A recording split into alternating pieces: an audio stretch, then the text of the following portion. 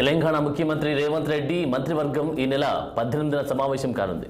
భేటీలో ముఖ్యంగా రైతు రుణమాఫీపై ప్రధానంగా చర్చ జరగనుంది. గత నెలలో ఈసీ షరతుల మేరకు కొన్ని అత్యవసర అంశాలపై మాత్రమే రేవంత్ కేబినెట్ చర్చించింది. ఆగస్టు 15 లోపు రుణమాఫీ చేస్తామని సీఎం రేవంత్ మాట ఇచ్చారు. లోక్సభ ఎన్నికల కోడ్ ముగిసిన నేపథ్యంలో సంక్షేమం, అభివృద్ధి ప్రణాళికలు ఎలా ఉండాలనే అంశంపై చర్చ జరగనుంది.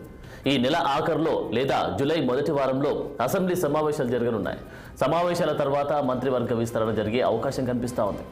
ఇక ఈ అంశానికి సంబంధించి తాజా అప్డేట్స్ మా పొలిటికల్ బ్యూరో చీఫ్ రామ్ అందిస్తారు. Ram, good morning Anand. ఏదైతే 2 రోజుల పర్యటన నిమిత్తం రాత్రి హైదరాబాద్ కు చేరుకున్న ముఖ్యమంత్రి రేవంత్ రెడ్డి ఇక ఈ రోజు నుంచి తన కార్యకలాపాలను మొదలుపెట్టే పనిలో ఉన్నారు. ఈ రోజు 2 కార్యక్రమాల్లో పాల్గొనేందుకు ముఖ్యమంత్రి రేవంత్ రెడ్డి ఇప్పటికే సిద్ధమై అయితే నెల 18వ తేదీన రాష్ట్ర మంత్రివర్గ ఏర్పాటుకు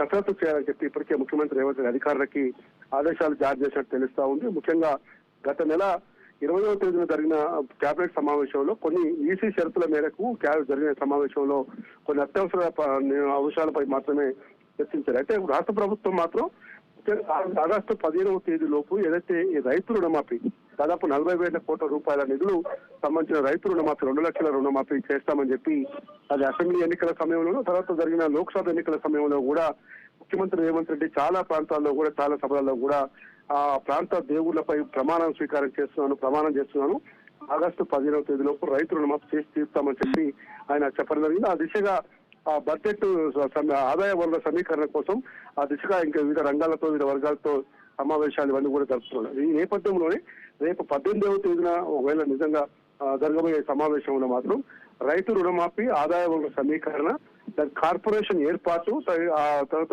ఎఫ్ఆర్బిఎం లోబడి నిధులు సమీకరణ, తర్వాత ఆర్బీఐ అధికారులతో బ్యాంకర్స్ తో మీటింగ్ సంబంధించిన అంశాలపై ఈ రోజు ఈ కేబినెట్ లో చర్చిస్తారని చెప్పి తెలుస్తుంది. అదేవిధంగా సంక్షేమము, అభివృద్ధి పైన కూడా చర్చిస్తారని చెప్పి తెలుస్తా ఉంది.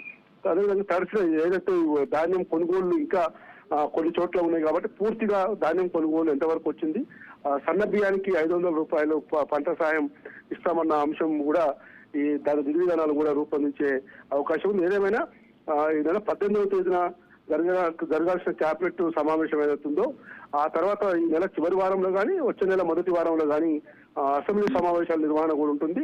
అసెంబ్లీ సమావేశాల నిర్వహణకు ముందే పూర్తి స్థాయి మంత్రివర్గ విస్తరణ ఉంటుందా, లేదు అసెంబ్లీ సమావేశాల తర్వాతనే పూర్తి స్థాయి మంత్రివర్గ విస్తరణ ఉంటుందా అనేది మాత్రం కొంత చర్చనీయాంశమైంది.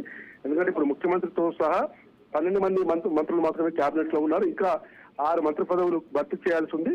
కాబట్టి ఆ 6 ఎవరిని చేయాలి, ఏ విధంగా చేయాలి, ఏ శాఖలకు సంబంధించిన అంశాలపై తీసుకోవాలనే పైన కసరత్తు చేస్తా ఉన్నారు. అయితే నిన్న మొన్న ఢిల్లీలో పార్టీ అధిష్టానం పెద్దలతో చర్చించడానికి వెళ్ళినప్పటికీ కూడా వాళ్ళంతా కూడా పార్లమెంట్ ఎన్నికల్లో గెలుపు, తర్వాత ఎంపీల సమావేశము, ఇతర అంశాలపై బిజీగా ఉన్న నేపథ్యంలో ఈ అంశాలు ప్రస్తావనకు రాకుండా ముఖ్యమంత్రి రేవంత్ రెడ్డి మళ్ళీ తిరిగి హైదరాబాద్ కు చేరుకోవడం జరిగింది. Anand, thank you Ram.